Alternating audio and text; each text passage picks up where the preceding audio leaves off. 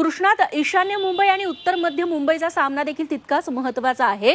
ईशान्य मुंबई अगदी कालपर्यंत चर्चेत होती। ती मिहिर कोटेच्या भाजपचे उमेदवार यांनी पैसे वाटले, पैसे मोजणी त्यांच्या कार्यालयात सुरू होती असे आरोप झाले। त्यांच्यासाठी दणक्यात प्रचार करण्यात आला। फडणवीस त्यांच्या पाठीशी असलेले बघायला मिळाले।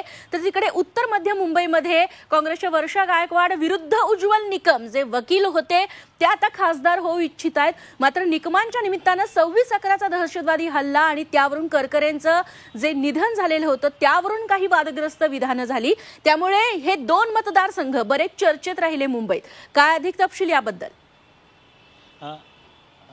रश्मी, दोन्ही मतदारसंघ रेश्मा हे रंगतदार लढती आहेत। आपण पहिल्यांदा ईशान्य मुंबईचा मतदारसंघाचा विचार करू। त्या ठिकाणी संजय दिना पाटील जे ठाकरे गटाकडून लढत आहेत। यापूर्वी ते 2009ला खासदार देखील होते। मिहिर कोटेच्या हे मुलुंडमधून आमदार आहेत आणि ते पहिल्यांदा खासदारकीसाठी लढत देत आहेत। यापूर्वी तिथून मनोज कोटक यांचं तिकीट कापून मिहिर कोटेच्या यांना खासदारकी पदासाठीचे उमेदवार म्हणून जाहीर केलेलं आहे। त्यामुळे तिथली जी लढत जी आहे ती आतापर्यंत ठाकरे गट ही जास्तीत जास्त त्यांचा कल आहे की मराठी विरुद्ध गुजराती कशा पद्धतीने होईल ही याकडे त्यांचा कल होता आणि त्यामध्ये बऱ्यापैकी त्यांना यश आलेलं पाहायला मिळतंय। कारण ज्या ठिकाणी गुजराती उमेदवार आहे मिहिर कोटेच्या त्या पट्ट्यामध्ये त्यांना जरी घाटकोपर आणि मुलुंड परिसरामध्ये गुजराती मते मिळाली असली तरी मराठी पट्ट्यामध्ये खास करून विक्रोळी भांडूप परिसर असेल किंवा इतर जो मुलुंडमधला काही परिसर असेल जो कांजूर मार्ग हा मराठी पट्टा जो आहे तो त्यांना लाभदायक ठरणार आहे। परंतु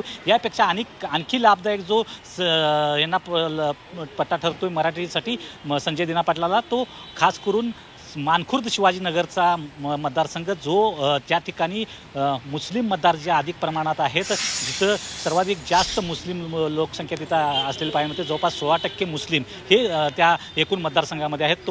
त्यामुळं ती बाजू जी आहे ती संजय दिना पाटलांच्या बाजूने असलेले पाहायला मिळते। परंतु मिहिर कोटेच्या इथले जरी भाजपचं तिथं एक गट्टा मतदान असलं, गुजराती मतदान असलं, मराठी पॉकेट्स असले तरी तितकी सोपी जी लढत आहे ती पाहायला मिळत नाही। आता आपण उत्तर मध्यकडे गेलो तर उत्तर मध्यमध्ये दोन्ही उमेदवारांची जी उमेदवारी आहे ती सगळ्यात शेवटी जाहीर झालेली पाहायला मिळते। त्यामुळे दोन्ही उमेदवारांना अगदी कमी कालावधी प्रचारासाठी मिळाला। परंतु इथली या ठिकाणी देखील 25% मुस्लिम मतदार जे आहेत ते असलेले पाहायला मिळतात। म्हणजे बांद्रा असू दे किंवा चांदिवलीचा मतदारसंघ असतो या ठिकाणी मुस्लिम मतदार आहेत आणि जो उज्ज्वल निकम यांच्यासाठी थोडासा त्रासदायक ठरू शकतात। कारण यावेळी मवियाच्या बाजूने इंडिया आघाडीच्या बाजूने जास्तीत जास्त मुस्लिम उभे राहतील अशा प्रकारची एक शक्यता वर्तवली जाते। आणि तरी उज्ज्वल निकम यांची असलेले नाव आणि त्याचबरोबर भाजपचा असलेला पाठिंबा, तिथल्या आमदारांचा पाठिंबा, तिथल्या नगरसेवकांचा, माजी नगरसेवकांचा पाठिंबा, त्यामुळे ही लढत देखील रंगतदार पाहायला मिळते।